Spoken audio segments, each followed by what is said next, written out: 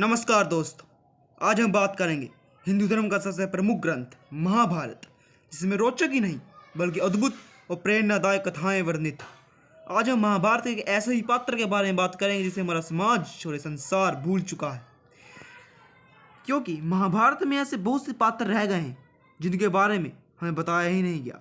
देखिए, जिन्होंने महाभारत की जो ऑथेंटिक बुक्स है उन्हीं को पढ़ा है तो उन्हें तो महाभारत के हर एक पात्र के बारे में पता होगा कि वो कौन था और क्या था। उन्हें पता होगा कि इस महाभारत में कौन सही था और कौन नहीं।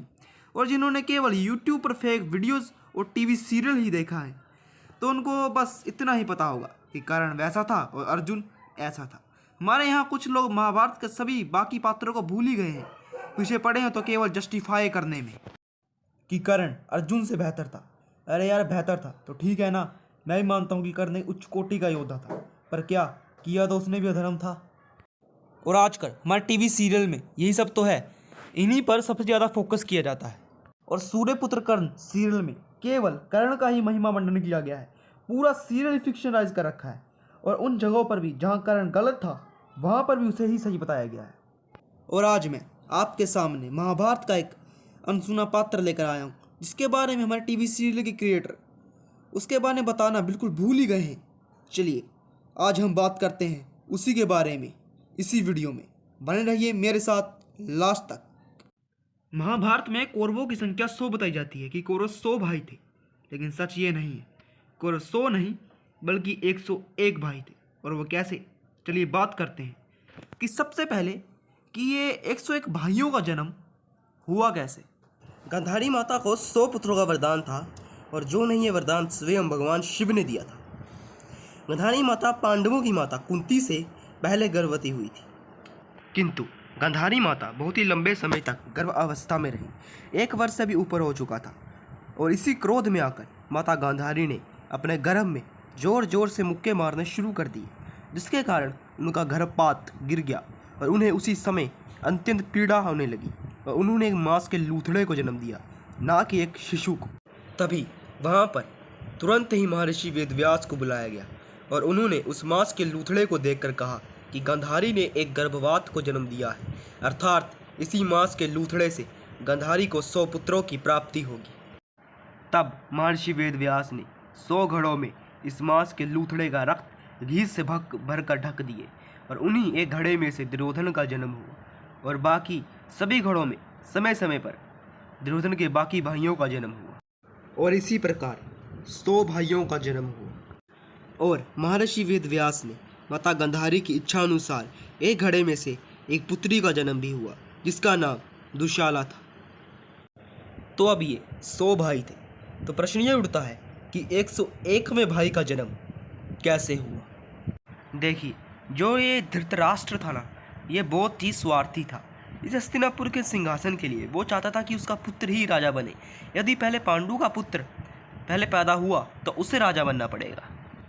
और ऐसे ही हुआ, पहले पांडु के पुत्र युधिष्ठिर का जन्म हुआ, क्योंकि गांधारी माता बहुत ही लंबे समय तक गर्भवती थी, जिसके कारण धृतराष्ट्र ने पुत्र प्राप्ति के लिए गांधारी की दासी के साथ सहवास कर लिया और वहीं से उसके एक पुत्र का जन्म हुआ, जिसका नाम था युत्सव, जिसके बारे में हमें किसी भी टीवी सीरियल की महाभारत में नहीं बताया जाता कि वो कौन था और क्या था।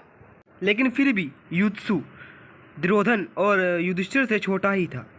युत्सु एक धर्मात्मा था।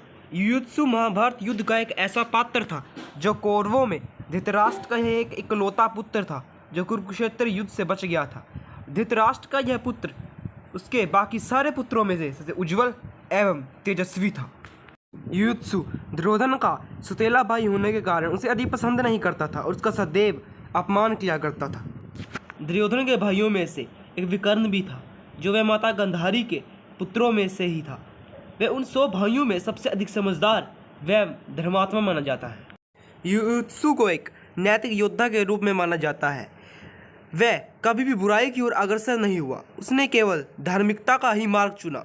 युत्सु ने धर्म का साथ देने के लिए अपने पारिवारिक बंधनों का त्याग किया। साथ ही युत्सु ने कभी भी दुर्योधन ने किसी भी षड्यंत्र में उसका साथ नहीं दिया और उसका सदैव विरोध किया।